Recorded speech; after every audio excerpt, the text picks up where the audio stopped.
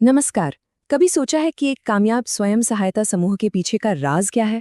असल में इसका राज सिर्फ 5 सीधे साधे नियमों में छिपा है।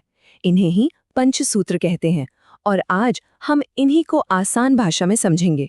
तो सबसे पहला और बड़ा सवाल यही उठता है, आखिर एक स्वयं सहायता समूह को क्या चीज सफल बनाती है? वो कौन सी तरकीब है जिससे कोई समूह सिर्फ चलता नहीं बल्कि तरक्की की राह पर दौड़ने लगता है? और देखिए, इस सवाल का जवाब बहुत सीधा सा है, पंचसूत्र। ये वो 5 पक्के सिद्धांत हैं जो किसी भी समूह के लिए एक मजबूत नींव का काम करते हैं। और ये तो हम सब जानते हैं कि अगर नींव मजबूत हो तो इमारत हमेशा बुलंद रहती है। तो आइए अब बात करते हैं समूह के इन 5 मजबूत स्तंभों की। और सबसे मजेदार बात जानते हैं क्या है? इसका रहस्य तो किसी के अपने ही हाथ में है। जी हाँ, हाथ की ये 5 उंगलियां ही वो 5 सिद्धांत हैं। कितना आसान है ना याद रखना।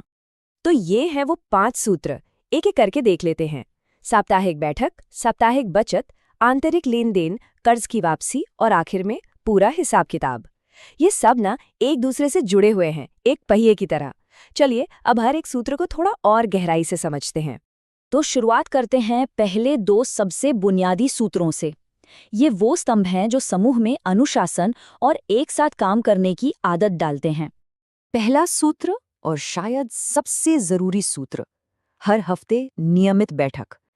देखिए, ये कोई मर्जी की बात नहीं है, ये समूह की सबसे बड़ी जिम्मेदारी है। सारी कार्रवाई की शुरुआत यहीं से होती है। अगर बैठकें ही नहीं होंगी तो समूह आगे कैसे बढ़ेगा?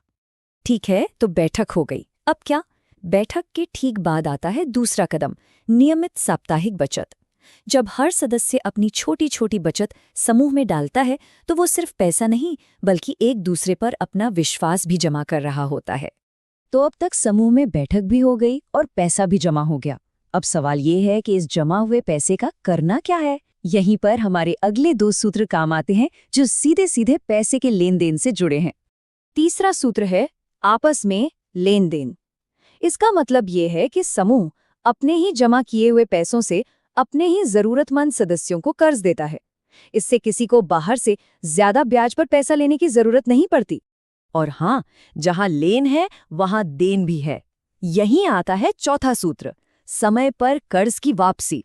ये बहुत बहुत जरूरी है कि हर सदस्य समूह के तय किए गए ब्याज के साथ अपनी किश्त समय पर चुकाए, तभी तो वो पैसा घूमकर दूसरे सदस्यों के काम आ पाएगा, है ना? अच्छा, तो पैसा आ भी रहा है, जा भी रहा है और वापस भी आ रहा है। इस पूरे लेन देन में सबसे जरूरी चीज क्या होती है? वो है भरोसा। और भरोसा आता है पारदर्शिता से।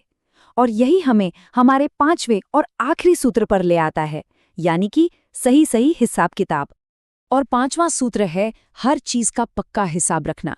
बैठक में कौन आया, किसने कितनी बचत दी, किसको कितना कर्ज दिया, किसने वापस किया, एक एक पैसे का हिसाब रजिस्टर में साफ साफ लिखा होना चाहिए।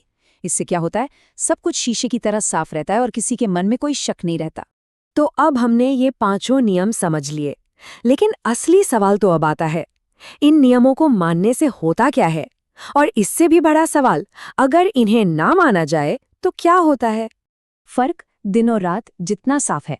एक तरफ जहां पंचसूत्र का पालन होता है वहां समूह में एकता होती है, तरक्की होती है और सबको योजनाओं का फायदा मिलता है। वहीं दूसरी तरफ इनके बिना समूह में सिर्फ झगड़े होते हैं, कोई आगे नहीं बढ़ पाता और समूह के टूटने का खतरा भी बना रहता है। देखिए, पंचसूत्र को अपनाने के फायदे एक के बाद एक मिलते हैं। समूह में झगड़े नहीं होते तो लेन देन समय पर होता है। लेन देन समय पर होता है तो समूह मजबूत होता है और आगे बढ़ता है। और जब समूह अच्छा काम करता है तो उसे अच्छी ग्रेडिंग मिलती है। और यही ग्रेडिंग सरकारी योजनाओं और बाकी लाभों का दरवाजा खोलती है। ये बात गांठ बांध लेने वाली है। जो समूह अच्छा चलता है वो ग्रेडिंग में भी अच्छा पास होता है।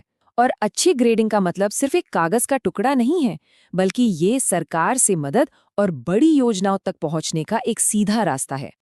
तो आखिर में बस एक सवाल सोचने के लिए छोड़ जाते हैं कि क्या किसी के अपने समूह में इन 5 स्तंभों का पूरी ईमानदारी से पालन हो रहा है? क्योंकि इसी एक सवाल के जवाब में ही उस समूह की कामयाबी का राज छिपा है।